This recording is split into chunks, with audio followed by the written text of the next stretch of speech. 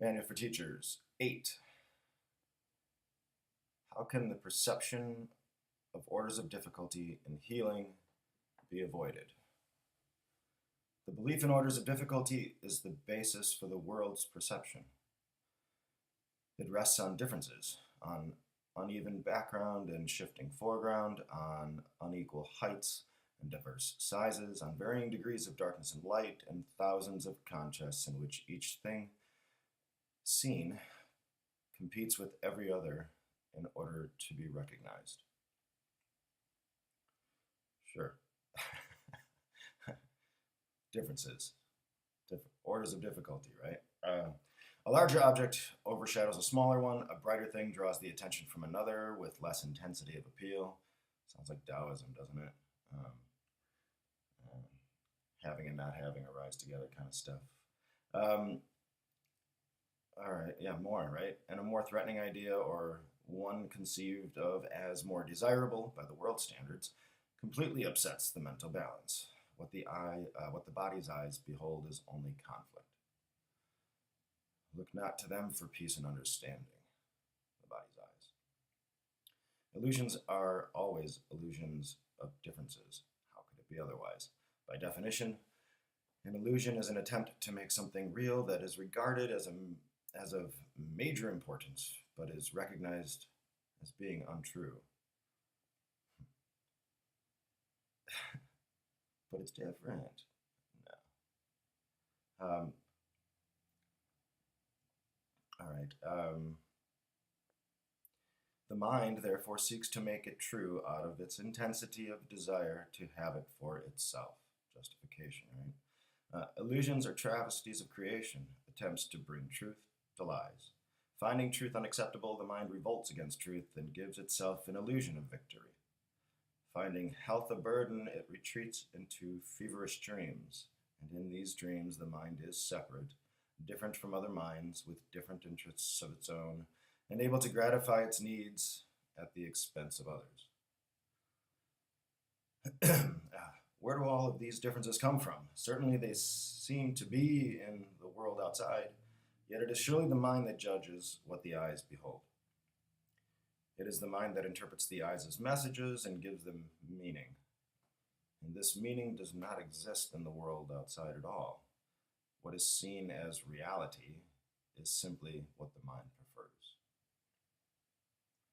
All right, when are we going to get to this whole part about how can the perception of orders of difficulty in healing be avoided, right?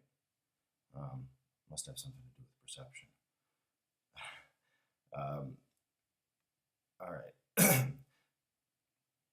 Its hierarchy of values is projected outward, and it sends the body's eyes to find it. The body's eyes will never see except through differences. Yet it is not the messages they bring on which perception rests. Only the mind evaluates their messages, so only the mind is responsible for seeing. It alone decides whether what is seen is real or illusory, desirable or undesirable, pleasurable or painful. Seems like the main purpose of whatever it is, the first part of the lessons, right? Kind of talks about realizing exactly what they're talking about here. All right. It is in the sorting out and categorizing activities of the mind that errors and perceptions enter, and it is here corrections must be made. The mind classifies what the body's eyes bring to it according to its preconceived values, judging where each sense datum fits best. What basis could be faultier than this? Perception does not make reality. Unrecognized by itself, it has itself asked to be given what will fit into these categories, consulting the mind about the mind. And having done so, it concludes the categories must be true. On this, the judgment of all differences rests, because it is on this the judgments of the world depend. Can this confused and senseless reasoning be depended upon for anything? All right. There can be no order of difficulty in healing merely because all sickness is illusion. Is it harder to dispel the belief of the insane in a larger hallucination as opposed to a smaller one?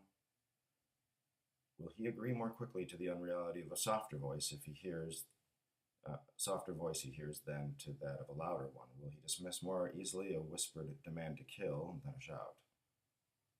And does the number of pitchforks and the devils he sees carrying effect?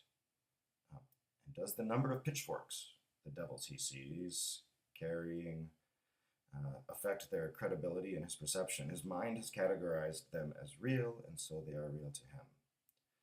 When he realizes they are all illusions, they will disappear, and so it is with healing. The properties of illusions which seem to make them different are really irrelevant, for their properties are as illusory as they are. All right, we're going to get to some point here, right? The body's eyes will continue to see differences, but the mind, which has let itself be healed, will no longer acknowledge them.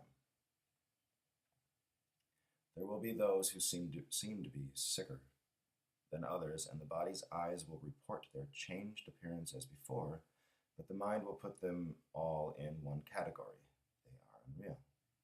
This is the gift of its teacher, the understanding that only two categories are meaningful in sorting out the messages the mind receives from what appears to be the outside world, and of these two, but one is real. This is the non-duality of the Course.